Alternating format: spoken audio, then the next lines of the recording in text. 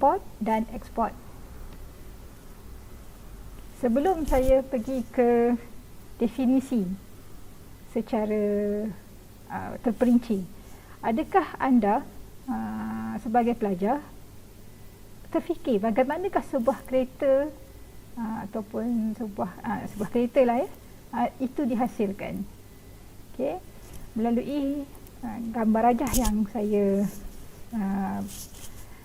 di dalam slide ini, okey, anda akan nampak beberapa komponen untuk menghasilkan sebuah kereta itu daripada negara-negara yang terlibat dengan perdagangan import dan ekspor untuk menghasilkan sebuah kereta ini.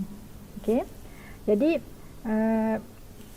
bagi gambar rajah yang saya dah dalam slide ini, awak boleh tengok elektronik dan electrical part, steering, body glass, audio and telematics, engine, suspension, braking dan beberapa part yang lain, fuel system, semuanya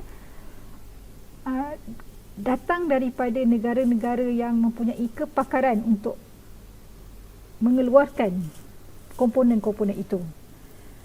Okey, jadi sekiranya contoh, saya bagi contoh kereta Proton kita lah, negara Malaysia ya.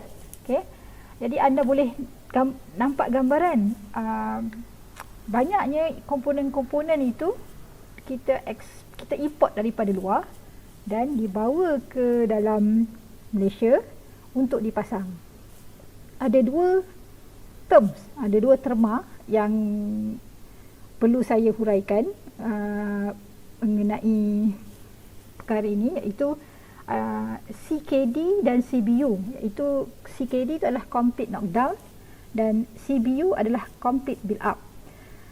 Kedua-dua ini kita import dan diguna pakailah oleh rakyat Malaysia.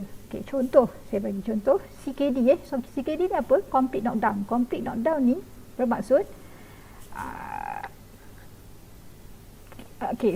sebuah pengeluar kereta itu, contoh company Proton ya, dia akan dapat bekalan setiap komponen ini daripada pembekal-pembekal dari luar negara, dari banyak negara yang terlibat untuk menghasilkan, contoh kita bagi Proton X70 lah ya.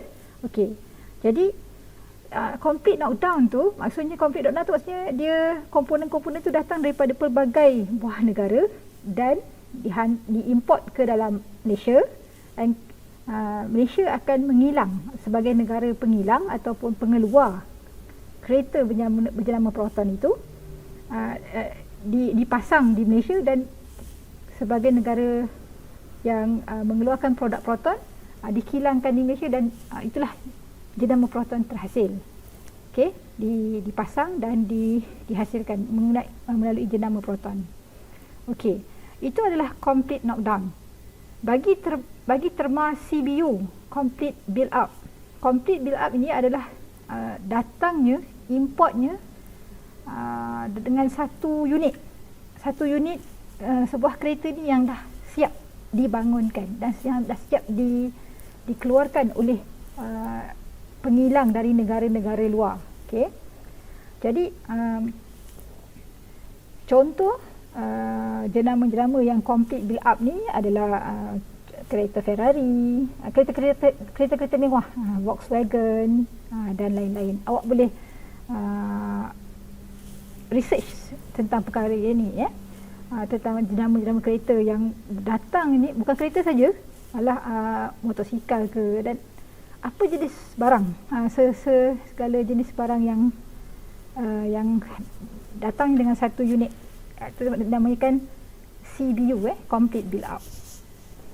Okey, jadi itulah perbezaan antara complete knockdown dengan complete build up.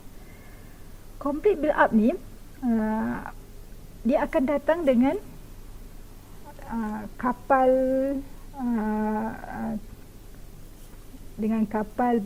dinamakan RoRo, roll on dan roll off. Okey, saya nak tunjukkan dekat sini sekejap ya, saya buka contoh kapal RoRo.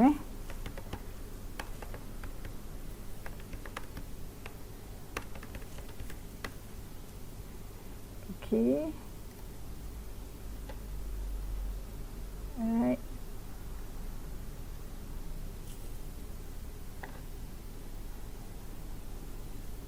So ini adalah contoh kapal Roro. Okey. Seperti mana yang dalam ni. Jadi kereta CBU complete build up, ada juga kereta contoh brand jenama Honda ataupun Toyota, dia datang dalam bentuk complete build up juga. Okey, kalau ikut dekat gambar ni, inilah kapal besar yang namanya Roro membawa kereta-kereta complete build up ni. Bukan setakat kereta saja, motosikal pun sama, jentera-jentera. Contoh macam forklift, contoh macam crane, ya. Dan machineries ataupun jentera-jentera yang beroda pun akan diimport ataupun diekspor melalui kapal roll on roll off ni. Okey. So itu adalah sedikit mengenai penerangan tentang CKD dan CBU dan bagaimana sebuah kiranya awak boleh fikirkan bagaimana sebuah kereta itu terhasil. Okey.